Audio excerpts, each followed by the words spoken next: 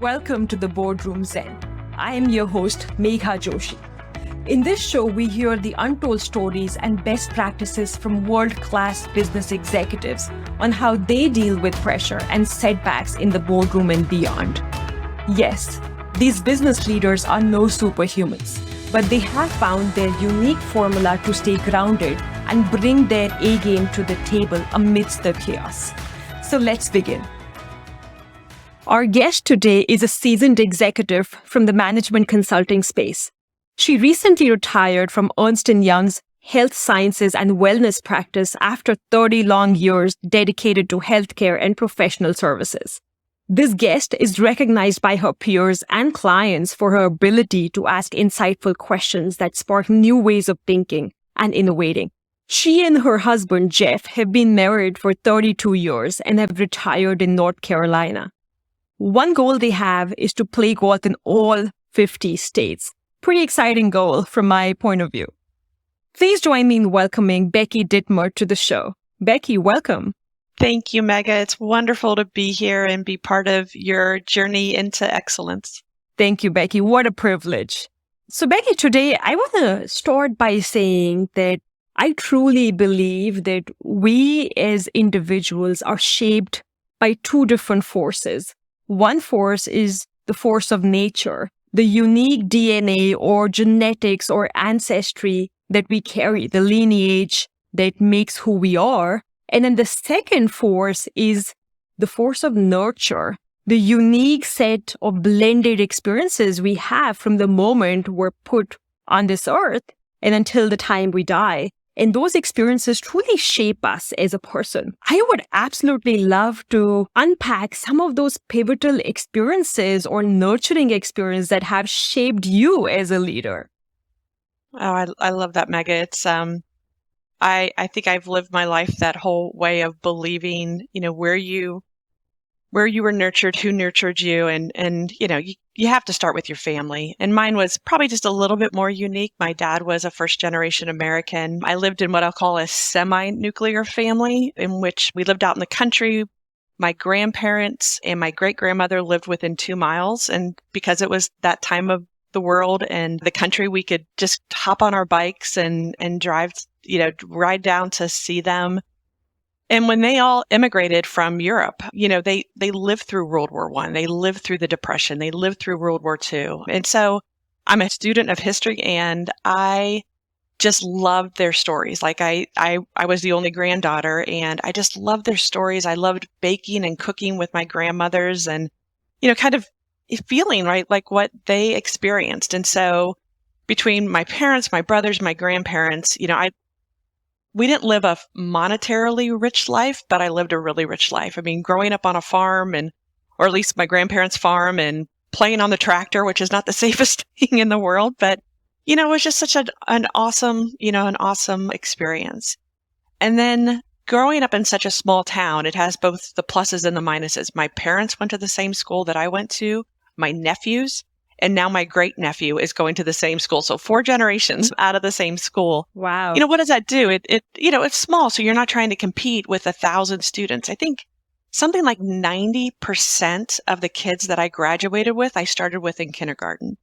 And so that community, right? You already have like this concept of people who know you and know what to expect from you, and how to, interact with people. And so that was my nurturing. But I think what really changed, and I really realized I could be a force to be reckoned with. And that's my dad's words for me, not me. My dad would be like, uh-oh, she's a force to be reckoned with. And student council in sports in high school. And I realized the power of no was actually like a dare. Muhammad Ali says, impossible is not a declaration, it's a dare.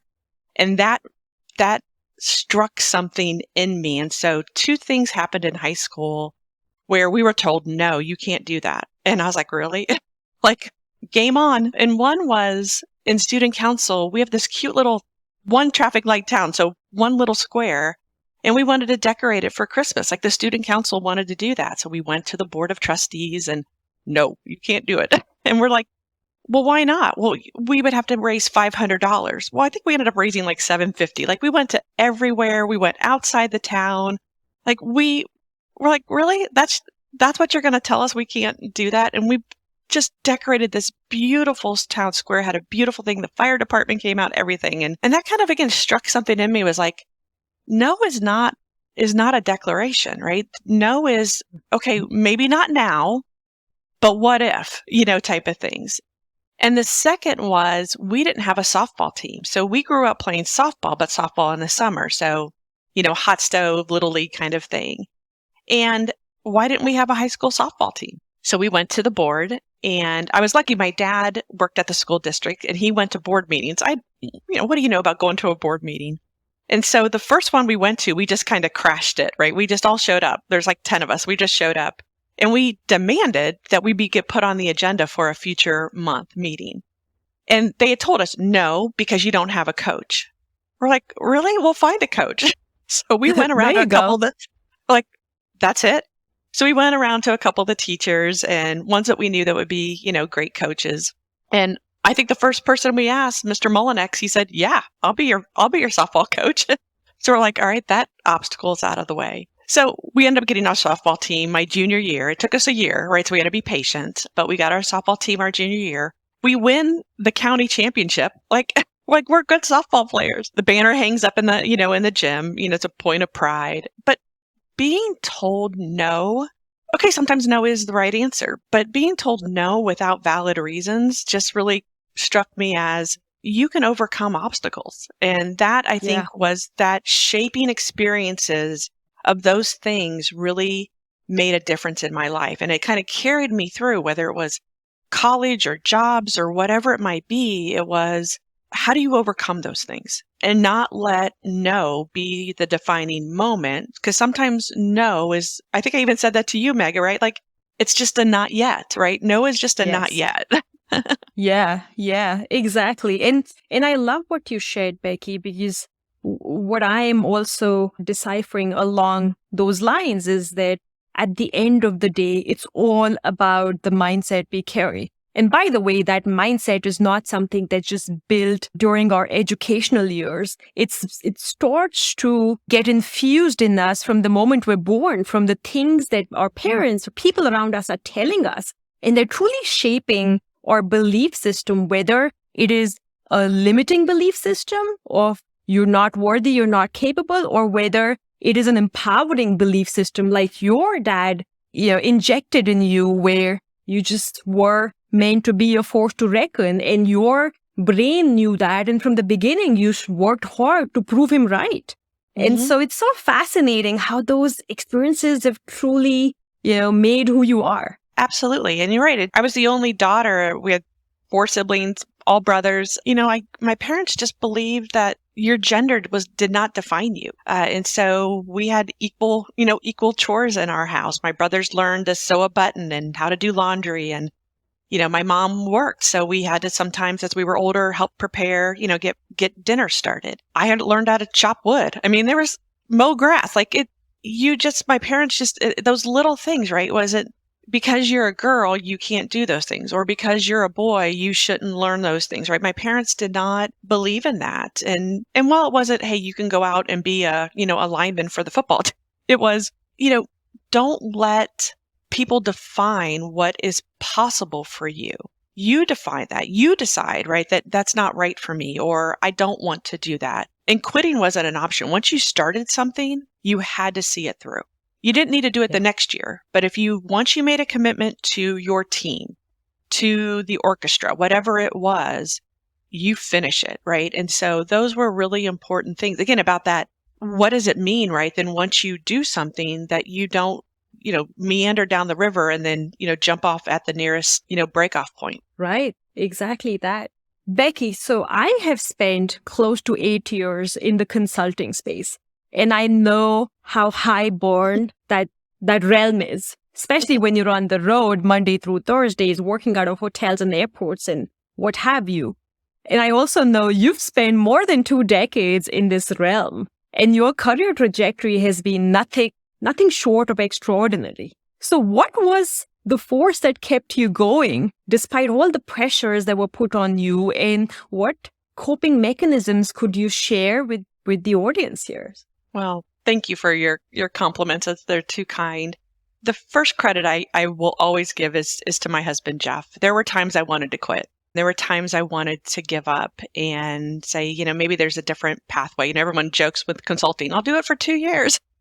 And 2 years becomes 4 and that. And, Jeff was my greatest cheerleader. And he could see the moments, right? He really could see the moments where I was losing faith, where I was, just not loving what I was doing. And that was one commitment I made to myself and to him. And this from your experience. If you don't love consulting, you can't survive it, right? You can't just do consulting. You have to really immerse yourself in it. And so, Jeff gets all that credit in terms of keeping me going and keeping me motivated and keeping me focused on, or challenge me saying, if you really don't love it anymore, then maybe it is time for a change. And then I'd be like, no. So, obviously the first goal was make partner. Once you kind of realize what that means and you kind of get that bite, if that's what you want. And for me, I wanted that. I wanted that very early on in my career. And so that was the goal. Then there was the goal of coming back to EY during the Capgemini craziness that happened.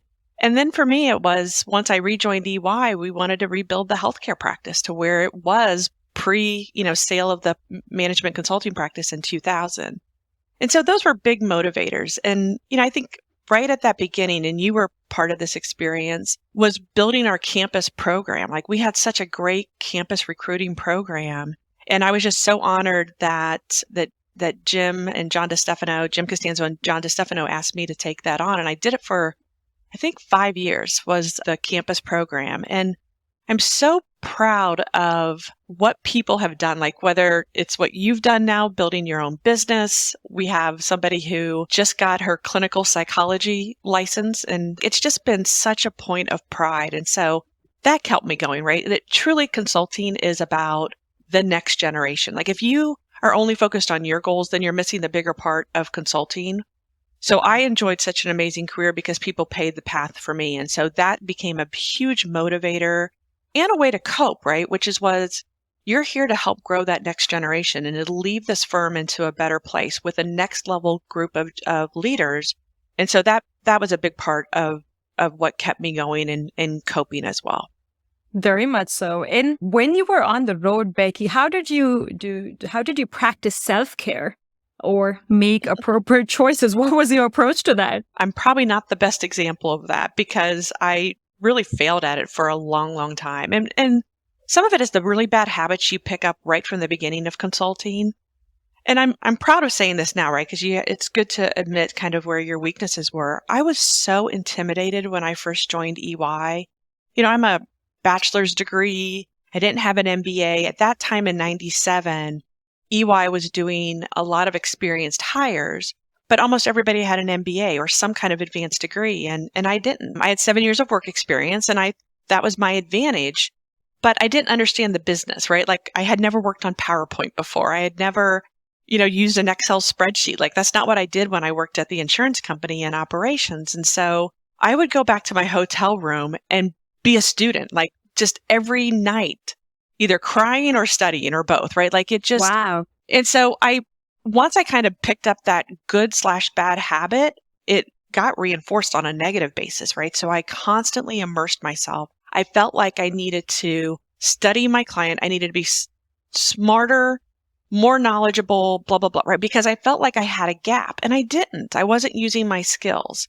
So what I finally started to do was I realized don't have dinner alone. So that was a great coping mechanism. I still remember one of the first dinners I had with a woman, Barbara Gould. We were working on a client in Pittsburgh and I had never had sushi and I was too embarrassed and intimidated, right? You know the dinners, right? Like, how those dinners work. And so I was like, Barbara, will you take me for sushi? And I don't want to do a California roll. Like, I mean, how silly is that? But that kind of then said, don't have dinner alone. If you're having dinner alone, sit at the bar so you can at least converse with people about anything other than work, type of thing. At some point, I realized there were gyms like in the hotels, like you might want to use them. I didn't practice at the level that I should have. And that did wear and tear on me. So I at least was self-aware that this was not a good behavior, that I was walking to my client and never going back outside again. And so, hello, go take a 15-minute walk. Like that's good for you. Yeah. So it took Yeah. me a while. I was not a good person in that realm, and it paid its price. And so, you learn from your mistakes. Right. Well, thank you for your honesty, Becky. And I must say, there is one of my favorite books out there. It's called Never Eat Alone by Keith Mhm. Ferrazzi, I think. It's a lovely book and speaks about the same things you just mentioned. So it reminded me of that book. So moving on, Becky, I'm also interested in hearing your perspective on this. If, you were to distill your success, to one word or behavior, what would that be and why? So I'll go with more of a behavior, and it's Sure. probably 3 words, just because this is how it was told to me by somebody that was very dear in my life. He wrote a letter for me when I was trying to walk on to Ohio State to play softball. So this is going back again to my senior year. And his letter said, "Here's what you need to know about Becky. It's the 3 Ds: determination, dedication, and desire." And those are, so I'll just say it's the 3 Ds, right? Like that is what has defined me. That is what has defined my life. It's defined my career, right? I mean, you think about a marriage, it's dedication, determination, and desire. Like he truly captured, right, what it is that makes me, whether it's successful or not, right? Someone else can define that, but it's Right. really how I live my life, both inside of the boardroom and, and I hope even better outside of work. Wow, that is so powerful. Of those 3 Ds, I think for me, the biggest D would be desire. Because until the human will is there, you can push anybody to do whatever, but they're not going to move until they're truly Absolutely. motivated from the inside. They have that Absolutely. innate desire to accomplish something. And that's so beautifully described. I will remember those 3 Ds. They make up for a great inspiration. Isn't it amazing how things early in your life, just like you said, the nurture part, just have such an imprint on you and how you continue to, to live by those standards? Yeah, thanks. So Becky, moving on, looking at your career trajectory, you were hyper successful in the management consulting world. And although you admitted that you felt like you didn't have an MBA degree or other bells and whistles, I think at your core, you were so strong that it never felt on the outside that you had any lack, if you will. And I also know that you made a very courageous you took a very courageous decision recently to actually walk away and take an early retirement when your career was at its peak. And so just looking back at those moments, and also wanted to would love to hear your reflections on that, and also ask you the question that if you had to live your life all over again, if you had that wild opportunity, is there anything you would do differently? Well, why don't we take that question first, and then we'll go backwards. So, what would you do differently? I think everybody has to think that question in multiple times, of their life. If I would have zigged versus zagged, if I would have taken the role or not taken the role, right? If I would have stayed in that position, so life is all about reflection. And so, I think that's good, right? I think that's a good way to think about it. It doesn't always have to be a negative.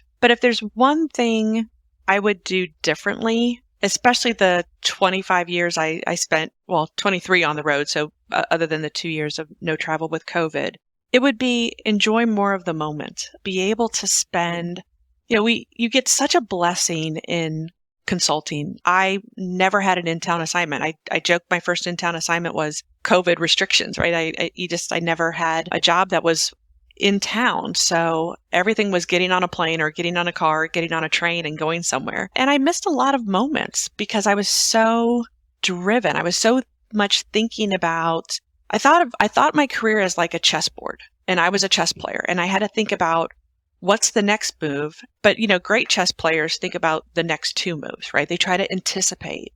And because I was always anticipating, I was forgetting about what was right in front of me. And it's not a regret, but it is a reflection. And it's a reminder now that what I can do with the gift of retirement, to live in the moment, to enjoy what is happening here, not be tempted to think about, well, what should I be doing differently? Or should I be going back to work?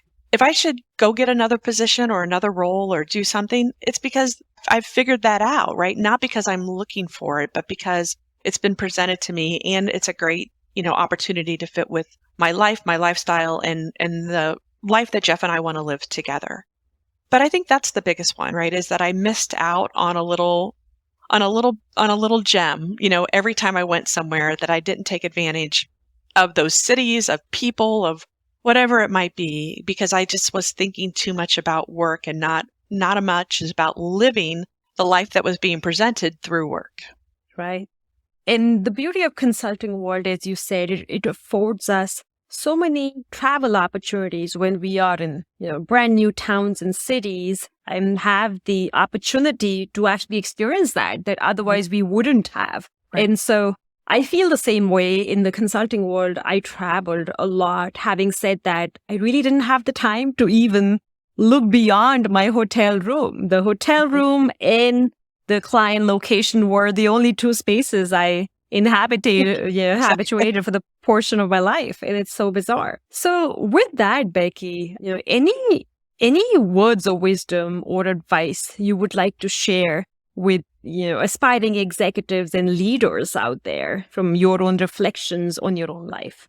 Well, I don't know if I'm qualified, but thank you for asking that I am. And I'm humbled if I do have some advice that will resonate with your listeners and followers. I think a lot of things we've already talked about, be part of a community, be a better team member than the team leader, right? Like, so you can't do anything, even a golfer, right? A tennis player, like you can't go it alone. You need a community to help support you, both in the highs and the lows and kind of the law, right? There's a lot of law in life. And, you need a community. I think in this world and what is changing, the pace of change, the velocity of change, you have to be flexible. You have to be focused but flexible, but you have to be willing to pivot and adapt. And, we're talking about technology today that weren't even in the vocabularies of kind of general business conversations 5 years ago. Well, what the heck's going to be coming up, 2 years from now? So there's probably a few roles, right, that you can just stay locked in and do that over and over and over again. But even, roles like accountants, the technology that is mandating that you constantly evolve the way that you think about the work and how you do the work. So I think being extremely flexible and being able to pivot is going to be critical in your career, whether you stay at a job or you move. That's going to afford you, I think, great success, which then means be courageous. Like, I think that's really what it is that all that just means is be courageous, like take chances, take a risk on somebody. And I think you have to stay humble. If you take yourself too seriously, and there were moments in my career I took myself way too seriously, but be humble. And by being humble, then you realize the joy, the wonderfulness of giving thanks and credit to others, seeing again others grow, seeing them accomplish. You've kind of hit that pivot point that you realize there's something so much more gratifying seeing those that you've been part of a team, and seeing those team members take the next leap, be courageous, go write a book, go start your own company. There's nothing more magical than that as an aspiring leader. Wow. I mean, such powerful nuggets of wisdom, Becky. Thank you for that.